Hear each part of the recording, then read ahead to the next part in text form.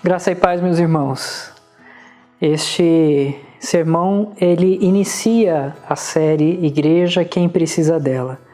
Nós vamos tratar sobre vários assuntos, vários textos bíblicos que falam sobre a igreja. E neste momento nós precisamos pensar na igreja. Eu sei que o coração de todos se angustia pelo fato de não estarmos reunidos como igreja, mas nós precisamos pensar na importância que ela tem, o quanto nós precisamos da igreja do Senhor, e quando nós nos reunimos novamente, essa importância deve brilhar de maneira especial. Então, prepare o seu coração e vamos trabalhar esses textos, aprender desse assunto e nos inteirar sobre o que a Bíblia diz quanto a nós como igreja do Senhor. E fortalecidos como igreja, vamos seguir na graça do nosso Salvador.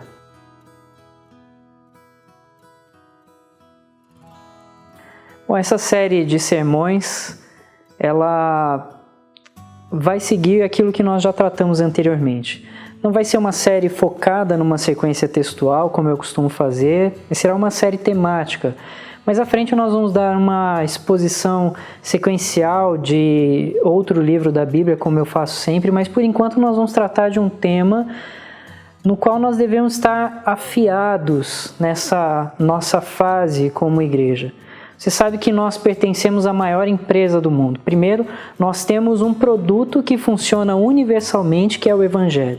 Não importa onde você esteja, se no sertão do Ceará ou no deserto do Saara, se na China ou no Chile, se na Finlândia ou na Tailândia, o Evangelho funcionará em toda a vida que o receber.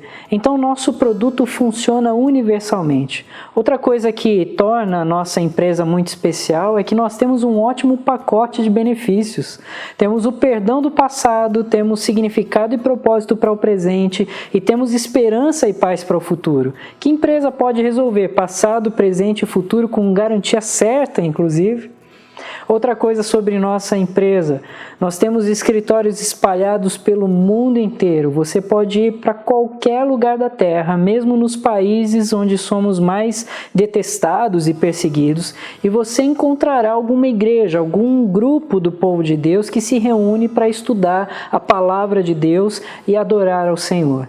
E finalmente temos o melhor pacote de aposentadoria da atualidade, porque depois que tudo acaba, recebemos comunhão plena, frente a frente com Deus e recompensas eternas que nunca se acabam. A melhor empresa do mundo é a igreja. Em todo lugar, a igreja se expressa de maneiras muito diferentes. Algumas igrejas são muito vivas, outras são mais estáticas. Em outros lugares, algumas igrejas estão quase morrendo, mas não demora muito para que renasçam novamente. Em cada lugar do mundo, cada igreja tem sua própria expressão, marcada por diferenças culturais ou variações tradicionais, mas todas são únicas, diferentes em vários aspectos, mas iguais na fé e na esperança. Num culto na igreja cristã na Índia, você teria que tirar os sapatos para entrar no prédio da igreja como um sinal de respeito. Na Europa existem suas próprias tradições e estilos. Aqui nas Américas há uma enorme variedade de expressões da igreja que não dá para classificar com facilidade. Além das diferenças do tempo presente que são notórias, há mudanças que acontecem nas gerações. Enquanto as gerações mudam, pode haver uma mudança de locais onde a vitalidade e a relevância da igreja se tornam mais evidentes. Há lugares hoje onde questionam a importância da igreja. A famosa igreja Willow Creek, em Chicago, nos Estados Unidos, fez uma pesquisa de porta em porta com a seguinte pergunta: se você não vai à igreja, quais são os seus motivos? Haviam várias respostas e os motivos que se destacaram em ordem foram esses. Razão número 1, porque é chato. Razão número 2, porque ela é irrelevante. Razão número 3, porque está sempre pedindo dinheiro. Razão número 4, porque estou muito ocupado para ir à igreja. Razão número 5, porque me sinto deslocado quando vou à igreja. Mas como, afinal, a igreja deve ser? Quais são as características que realmente definem ou deveriam definir a igreja? Qual é a relevância da igreja no tempo presente? Se ela é importante, por que algumas pessoas não se unem a ela? Nessa série de sermões eu pretendo tratar dessas coisas e hoje eu gostaria de conduzir sua atenção para o primeiro capítulo de Atos. A pergunta que dá tema a essa série é: Igreja, quem precisa dela?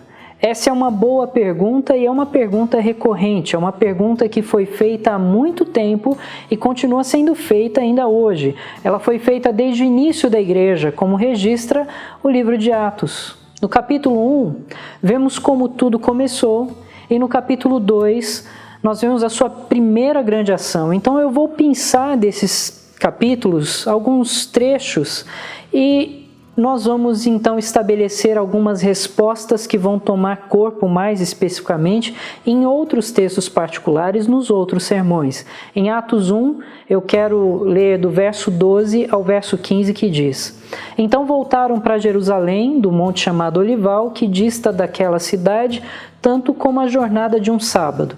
Quando ali entraram, subiram para o cenáculo, onde se reuniram Pedro, João, Tiago, André, Filipe, Tomé, Bartolomeu, Mateus, Tiago, filho de Alfeu, Simão, Zelote e Judas, filho de Tiago. Todos estes perseveravam unânimes em oração com as mulheres, com Maria, mãe de Jesus, e com os irmãos dele. Naqueles dias levantou-se Pedro no meio dos irmãos. Ora, compunha-se a assembleia de umas 120 pessoas. Então essa é a primeira igreja, um grupo de 120 pessoas reunidas no cenáculo em Jerusalém. Então no capítulo 2, a partir do primeiro versículo diz: Ao cumprir-se o dia de Pentecostes, estavam todos reunidos no mesmo lugar. De repente veio do céu um som como de um vento impetuoso e encheu toda a casa onde estavam assentados, e apareceram distribuídas entre eles línguas como de fogo, e pousou sobre cada um deles. Todos ficaram cheios do Espírito Santo e passaram a falar em outras línguas segundo o Espírito lhes concedia que falassem. Ora, estavam habitando em Jerusalém judeus, homens piedosos, vindos de todas as nações debaixo do céu. Quando, pois, se fez ouvir aquela voz, afluiu a multidão, que se possuiu de perplexidade, porquanto cada um ouvia falar na sua própria língua. Estavam, pois, atônitos e se admiravam, dizendo: Vede, não são porventura galileus todos esses que aí estão falando? E como os ouvimos falar cada um em nossa própria língua materna? Somos partos, medos, elemitas e os naturais da Mesopotâmia, Judéia, Capadócia, Ponto e Ásia, da Frígia, da Panfilha, do Egito e das regiões da Líbia, nas imediações de Cirene, e romanos que aqui residem, tanto judeus como prosélitos, cretenses e arábios. Como ouvimos falar em nossas próprias línguas as grandezas de Deus? Todos atônitos e perplexos interpelavam uns aos outros: Que quer dizer isso? Outros, porém, zombando, diziam: Estão embriagados. Bom, aqui está basicamente um grupo de pessoas de fora olhando para a igreja e dizendo: Quem são esses loucos? Que grupo é esse? O que isso significa? E aqui começa esse tipo de questionamento sobre a igreja. E esse questionamento continua à medida que você segue pelas páginas do livro de Atos. Quando os homens decidiram dar suas próprias respostas sobre o que é a igreja, as coisas começaram a se tornar bagunçadas. O que é a igreja, a importância que ela tem para o ser humano como indivíduo e para a sociedade como um todo, é algo que só pode realmente ser entendido por aqueles que pertencem a ela. Eu quero dizer, os que verdadeiramente pertencem a ela. Se olhar de fora e criar sua própria interpretação sobre o que é a igreja, respostas muito erradas surgirão, respostas erradas e geralmente negativas. Esse questionamento deu tom para a perseguição de Saulo de Tarso em Atos 9, verso 1 e 2. O texto diz: Saulo, respirando ainda ameaças e morte contra os discípulos do Senhor, dirigiu-se ao sumo sacerdote e lhes pediu cartas para a sinagoga de Damasco, a fim de que, caso achasse alguns que eram do caminho, assim homens como mulheres, os levasse presos para Jerusalém. É interessante como chamavam essa primeira igreja. Eles eram do caminho, não era a primeira igreja presbiteriana, nem batista, nem metodista, nem assembleiana, era apenas os do caminho. E sim, eles estavam certos porque a igreja te coloca no caminho. Agora, Saulo perseguia a igreja porque acreditava que o mundo não precisava dela, que ela era uma ameaça que perturbava a verdadeira religião judaica. Então, em Atos 12, no versículo 1, o líder político pensava que a igreja era uma ameaça também política, porque o texto diz: aquele tempo mandou o rei Herodes prender alguns da igreja para os maltratar. A igreja parecia ser uma ameaça para a ordem social. Nós não temos espaço na nossa agenda política para esses crentes loucos conservadores.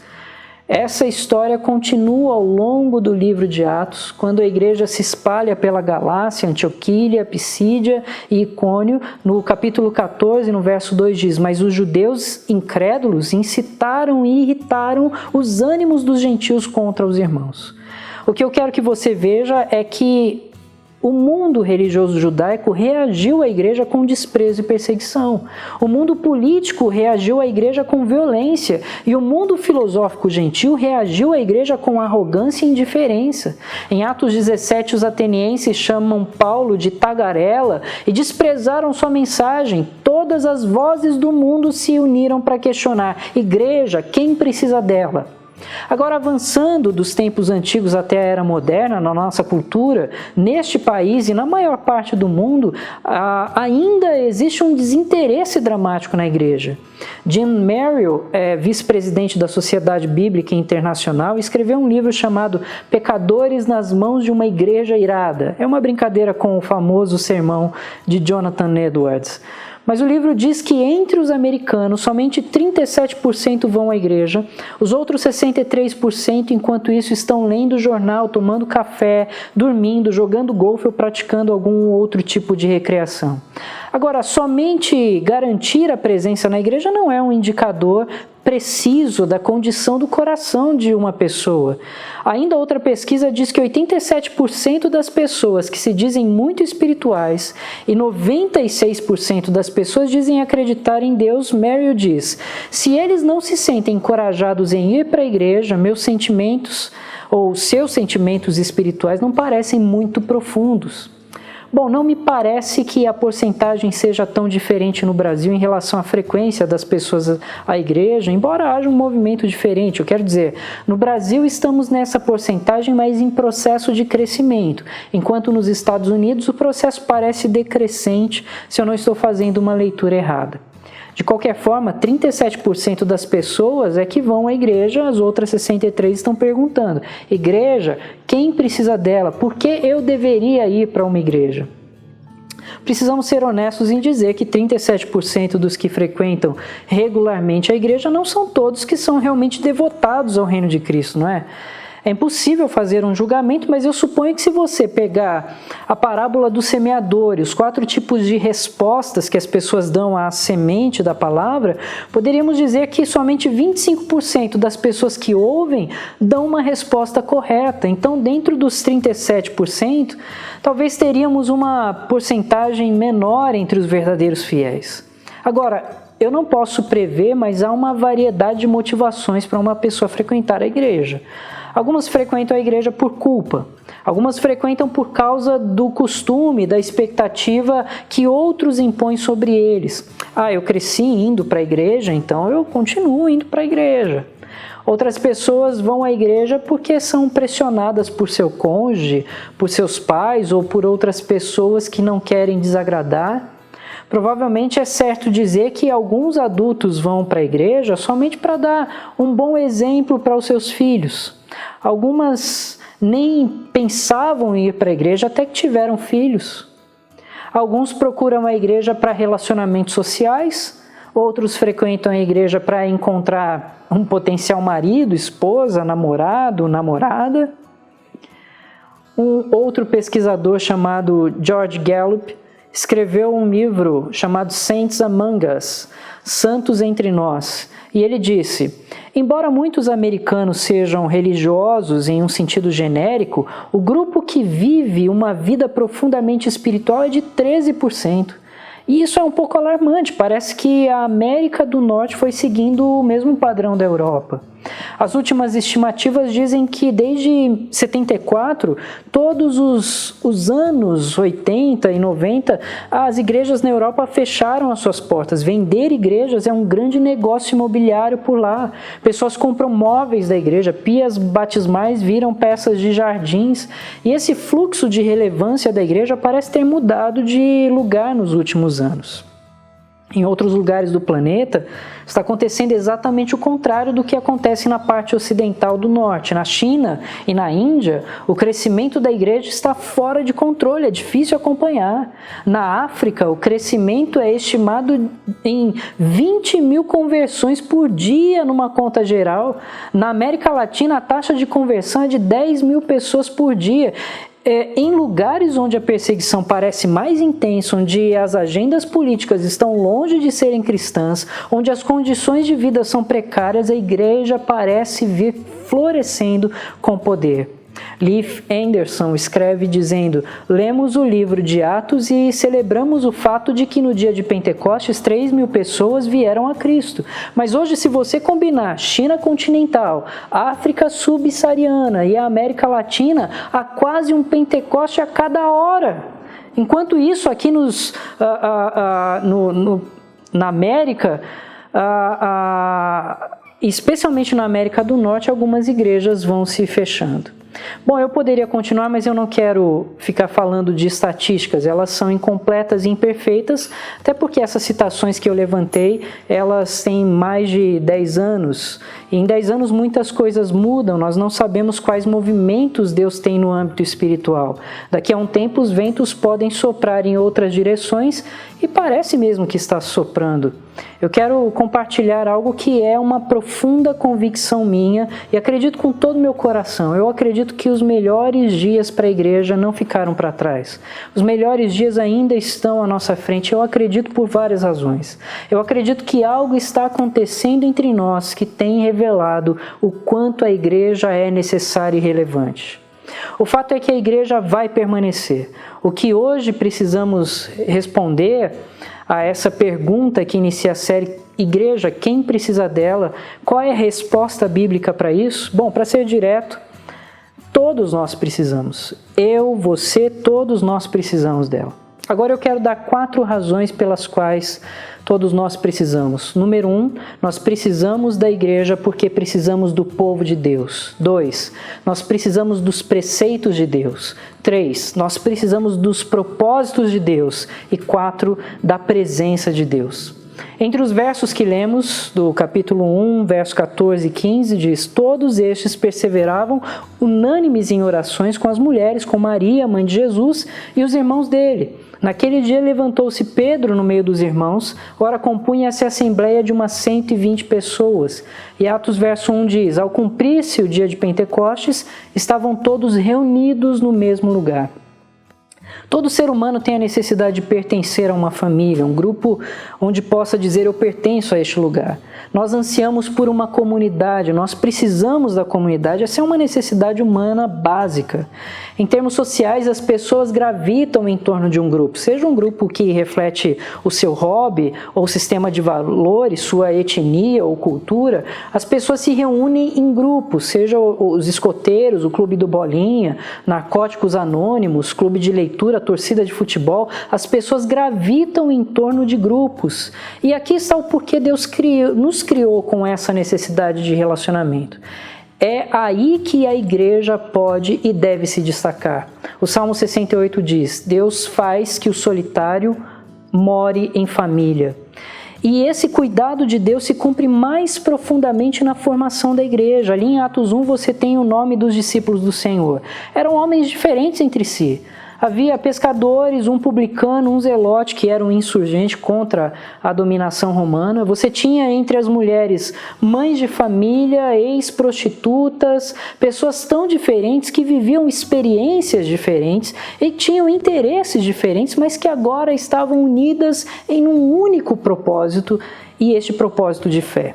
Eles agora têm um único e mesmo Pai, estão ligados em uma única fé, uma única esperança, experimentando um relacionamento único de amor. Ali eles já eram cerca de 120 pessoas. E a igreja é assim, nós somos diferentes quanto aos nossos gostos, histórias, idades, serviços.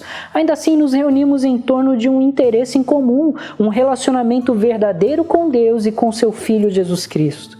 E essa união acontece através de um laço de amor estabelecido pelas conexões da ação do Espírito Santo de Deus que age em todos nós. Nessa conexão do Espírito, nós encontramos a cura de Deus para o isolamento. Deus promove a união de uma comunidade em comum, mas que é tornado povo de Deus. Este é o lugar onde, quando você chora, alguém se senta do seu lado e chora com você. Este é o lugar em que você, quando está deprimido e desanimado, se precisa de ajuda, você vai encontrar a ajuda que precisa.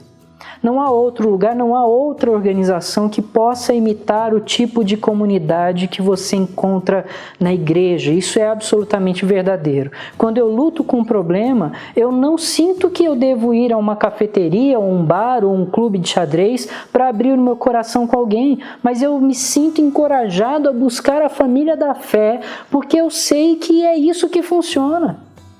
1 Coríntios 12, verso 26 diz: de maneira que se um membro sofre, todos sofrem com ele. E se um deles é honrado, com ele todos se regozijam. Você acha que isso acontece na escola, no clube de futebol, no trabalho? Quando você é promovido, todo mundo se alegra. É assim que acontece? Não, dificilmente. Nós vivemos em um mundo complexo.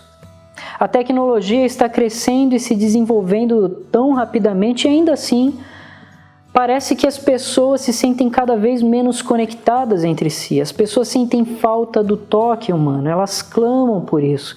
E a igreja é ordenada por Deus para se reunir, para se encontrar, para se juntar, para se abraçar. É isso que a igreja pode fornecer. É mais que uma mensagem de WhatsApp ou Facebook. Na igreja estamos frente a frente, olhos nos olhos.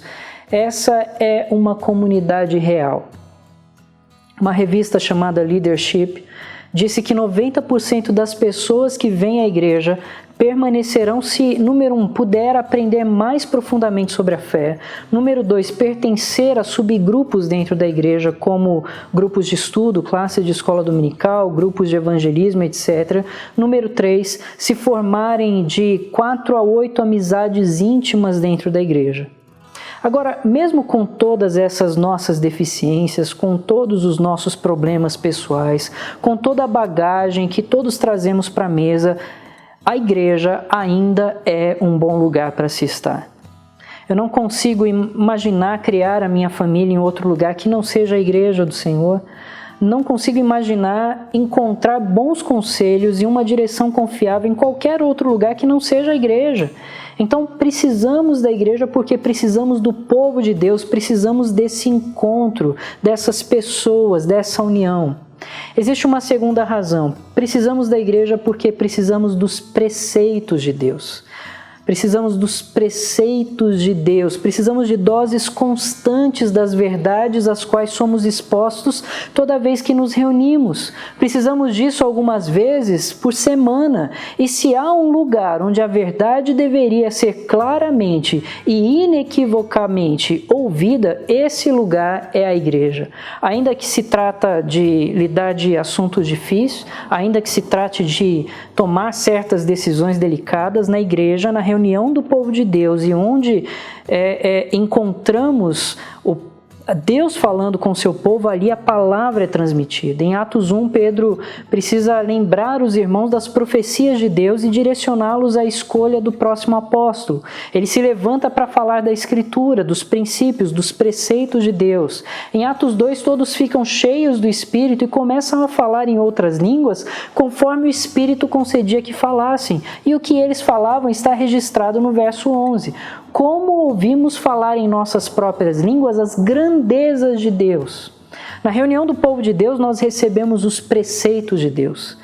A primeira carta de Timóteo, capítulo 3, verso 1, diz que a igreja é a casa do Deus vivo e que ela é a coluna e o baluarte da verdade. Em outras palavras, em um mundo cheio de vozes, cheio de opiniões sobre como se deve viver, o que se deve valorizar, como se deve planejar a vida, no meio de todas essas vozes e opiniões, precisamos daquele chamado que corta tudo e diz: assim diz o Senhor. Nós precisamos dos preceitos de Deus.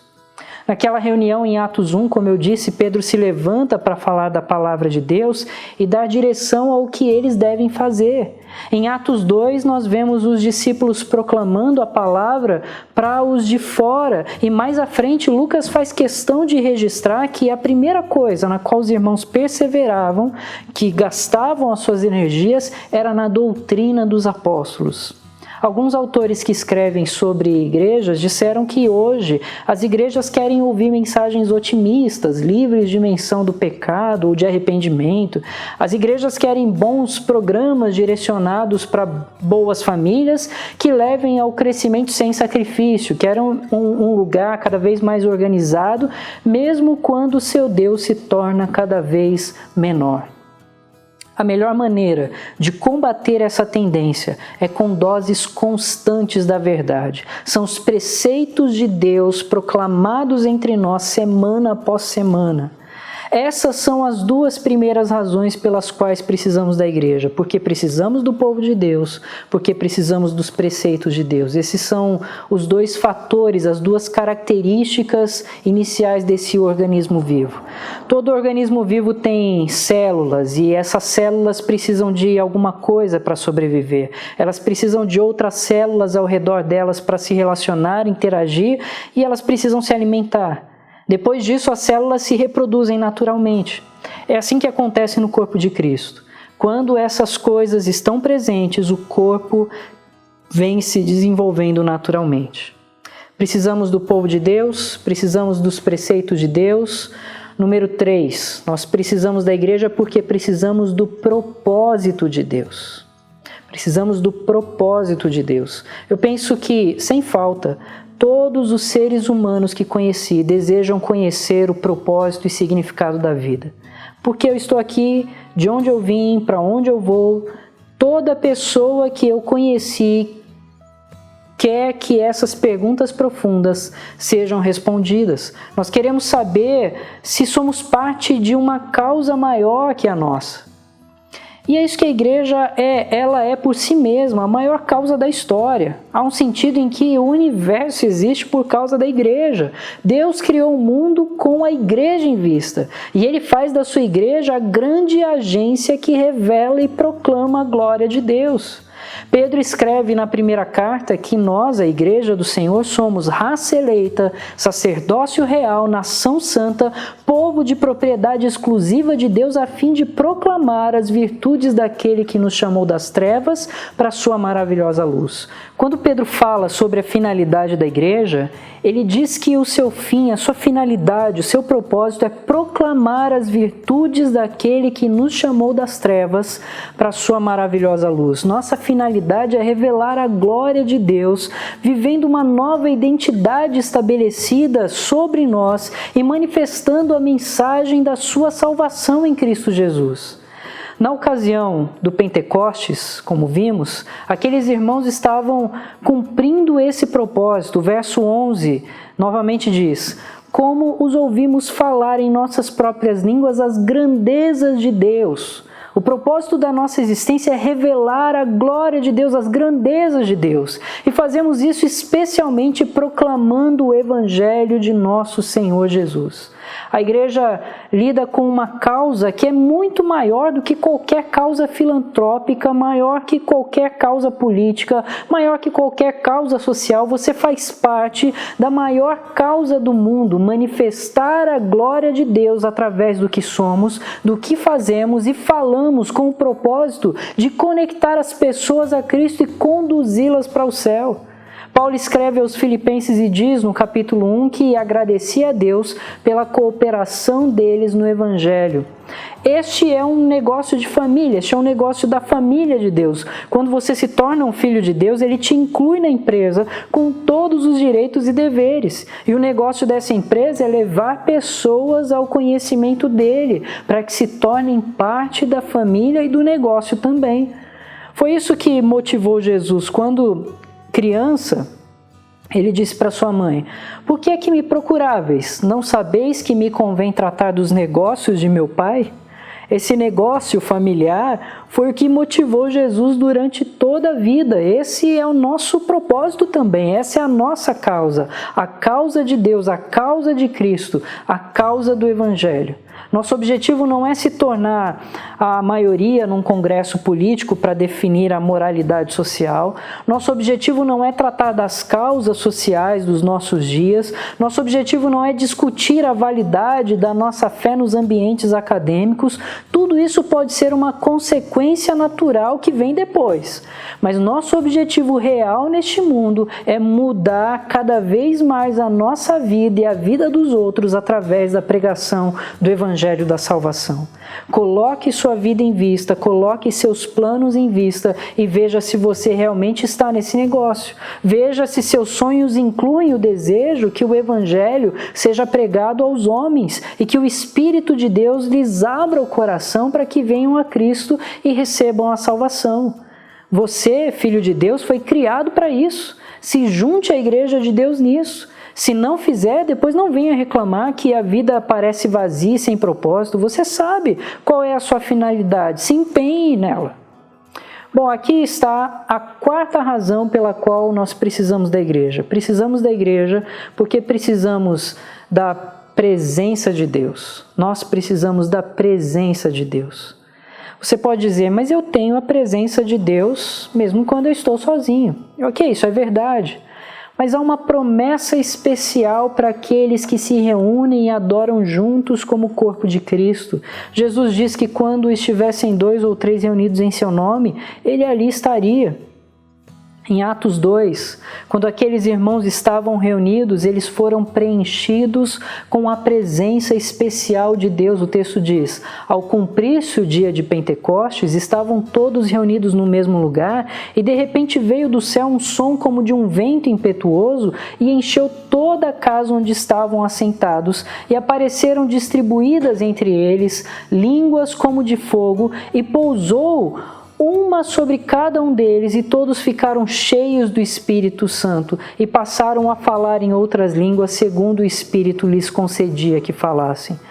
Nós precisamos dessa presença especial do Senhor entre nós. Nós precisamos disso que acontece quando nos reunimos e ouvimos a palavra juntos e adoramos juntos. Há um senso especial da presença de Deus quando nos reunimos.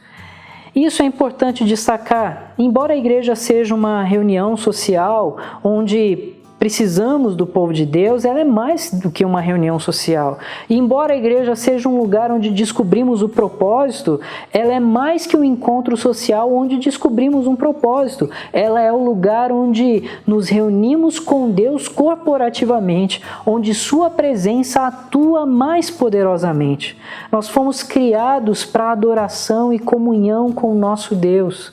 Em Apocalipse 4, verso 11 diz, Tu és digno, Senhor e Deus nosso, de receber a glória, a honra e o poder, porque todas as coisas Tu criaste, sim, por causa da Tua vontade, vieram a existir e foram criadas. Agora, você pode perguntar o seguinte, mas eu não posso fazer nada disso sozinho? Eu quero dizer, eu não posso estar na presença de Deus por conta própria? Eu não posso descobrir os propósitos de Deus sozinho? Bom, sim e não. Sim, mas não poderosamente. Isso é assim porque você não é o corpo de Cristo sozinho. Você não é o corpo de Cristo pessoalmente. Nós juntos somos o corpo de Cristo, corporativamente. Ninguém vê o corpo sozinho, nós precisamos uns dos outros. Alguns dizem por aí, eu não gosto da religião organizada, institucionalizada. E o que elas estão dizendo é, eu não quero estar perto de pessoas que me dizem o que eu preciso fazer, eu não quero prestar contas a ninguém, eu quero viver a minha vida como eu achar melhor, sem responsabilidades com a igreja.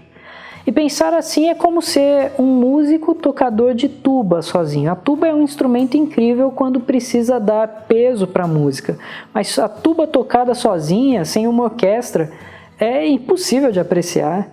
É como ser um jogador de futebol sem um time. O que você vai fazer? Jogar a bola para cima, chutar, correr atrás dela e de novo? Não é muito produtivo, nem divertido, eu acho. Você precisa de um time.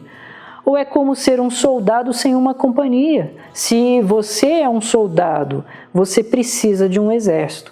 É como ser talvez uma abelha sem a colmeia.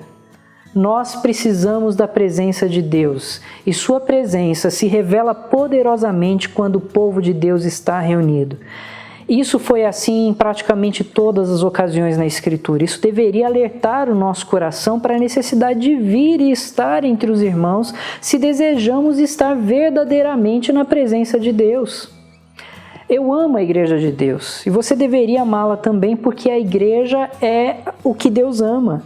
Cristo entregou sua vida pela Igreja. Agora, é claro que eu amo conhecer outras igrejas e ter comunhão com nossos irmãos, mas eu amo a nossa igreja. Eu amo a igreja local. Meus filhos estão sendo criados aqui.